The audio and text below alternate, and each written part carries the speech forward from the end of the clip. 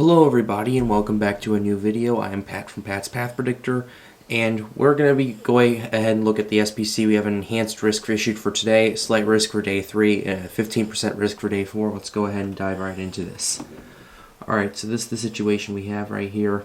There's enhanced risk issued for parts of Missouri, Lincoln, Iowa, and Kansas, Slight risk from central and eastern Missouri all the way to Colorado right here, as well as in central Nebraska, including Norfolk and just outside of Des Moines.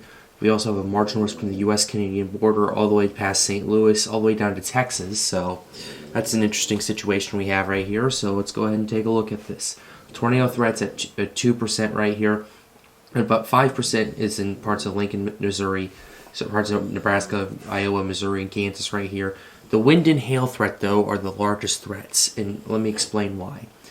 The wind threat right here is 30%, but look at that hatched area, which means there's now a 30% risk of 65 knot or 75 mile per hour winds happening within 25 miles of a point.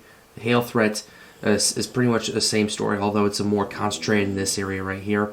We have a 30% risk with a hatched area for hail, as well as some 15%, which means there is a 30 or 15%, depending on where you live, risk of 2-inch hail or more within 25 miles of a point.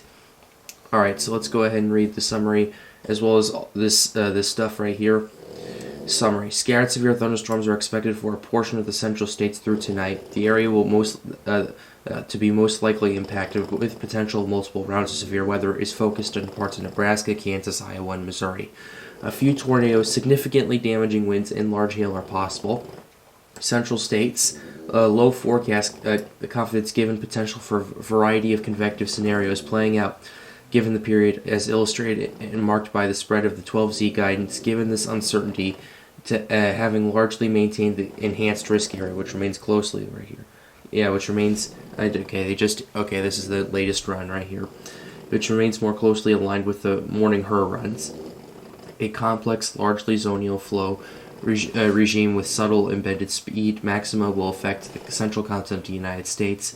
Primary feature of initial interest, is low amplitude, low upper trough near the Colorado, Kansas, Nebraska border area, expected over the eastern Iowa and Missouri border area by early evening. Elevated convection with a persistent low-level warm theta E advection regime has supported scattered storms mainly over eastern Nebraska, while pronounced insulation is occurring south of this activity. Surface dew points, which remain limited to the mid to upper 50s. Rich moisture characterized surface dew points greater than 65 degrees remains confined in central and across south-central southeast Kansas, given the impact of overnight convection and subsequent MCV over the Ozark Plateau. But moisture recovery through the advection of advanced transportation, or whatever that word is, will occur further north. Some camps suggest that just-in-time moisture might reach to support the emerging MCS emanting southwest of the convective development near the Nebraska, Iowa, Missouri, Kansas border vicinity later this afternoon. If this occurs, this will likely evolve southeast along the warm front. In the wake of initial low amplitude upper trough, weekly cyclogenesis is expected over the southwest Kansas in a dry line south and strengthening frontal zone extending north to northeast into central Nebraska. Isolated to scattered thunderstorms will generally be combined to the post-frontal upslope regime in the central high plains, along with the dry line in western Kansas during the late afternoon into early evening. Convection should increase along the frontal zone into central Nebraska. Largest buoyancy will be most probable across eastern Kansas, initially displaced east-southeast of the expected surface front and dry line development corridors. In addition, most guidance indicates that the belts of enhanced 500-250 millibar westerlies will generally be prominent along the Kansas-Oklahoma border latitude with the southwesterly stream of the Nebraska-South Dakota border latitude in the northern stream. This further suggests that convective mode will likely get quite messy. Okay, this thing just updated. And within the exit region of a pronounced southern Great Plains low-level jet, with the scenario foster relatively quick upscale growth into the multiple MCSs tonight. Primary threats will initially be dominated by large hail and transportation to a mostly severe wind threat, and then gradually become more isolated overnight. So that's essentially the situation we have here for today. Let's go ahead and actually look at the models. Okay, this is not what I had in mind. Alright, sorry about that. Let's go ahead and go to this. Convective. Let's go to the Cape first. Go to back to the 16Z. The Cape here is actually going to be, it's actually not going to be that bad. It's actually, in this area, it's going to be 2,000 to 3,000, with some areas hitting 4,000 in parts of Kansas right here. But the bulk of the enhanced risk is right here. That's where the activity is going to be. That's where the large hail and damaging winds are going to be. Let's go ahead and look at the dew point temperatures, because even though the dew point temperatures in these areas are in the 50s and all that, we're seeing some pretty decent moisture in parts of Kansas and Missouri right here. So that's essentially what we have right here. The temperatures are in the mid 80s right here. So that's essentially what we have. We have a good amount of humidity. We have a good amount of moisture in the atmosphere, and a good humidity for these storms to fire up as well.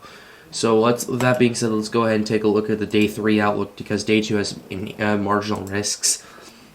There's a slight risk here for parts of Minnesota, Wisconsin, Iowa, a little bit of Nebraska, and South Dakota. So that's 15%. Let's go ahead and take a look.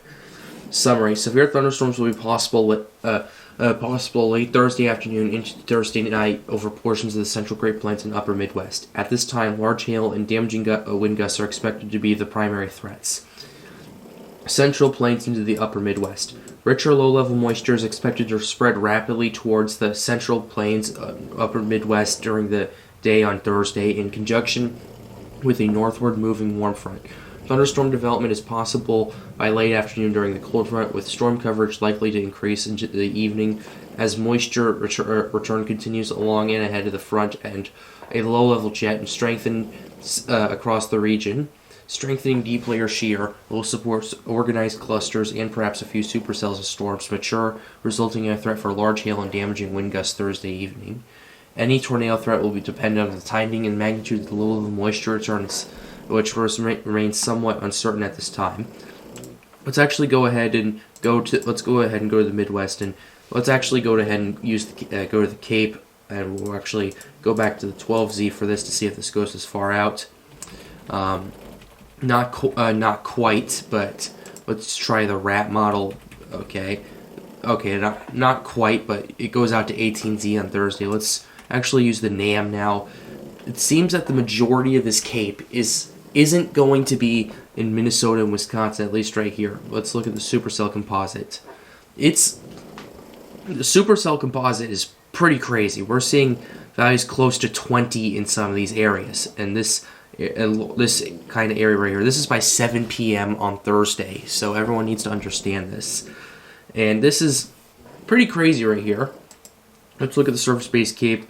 The Cape here isn't that impressive. We're cracking 2,000 in these areas, but look at this. So the St. Louis area especially, we're seeing 4,500 joules per kilogram of Cape, which, if the severe ingredients were right, the St. Louis area would be getting a lot of severe weather, but they are not, because there's not enough shear, and even though there's a lot of moisture, there's not enough shear, and the ingredients don't line up. So that's basically what's going on. Although they are going to get something on Friday. So everyone, and we'll actually that's for another time right there.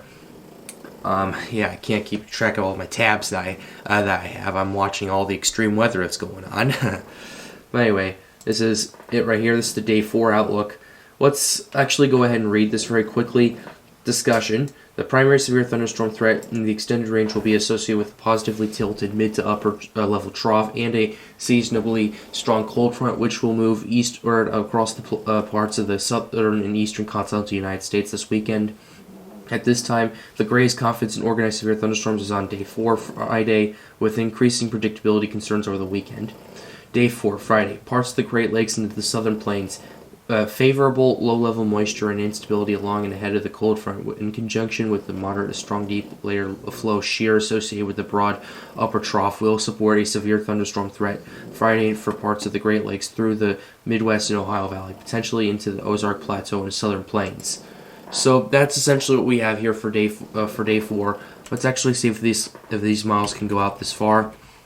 Turns out they can, and already we see a very broad area of Cape.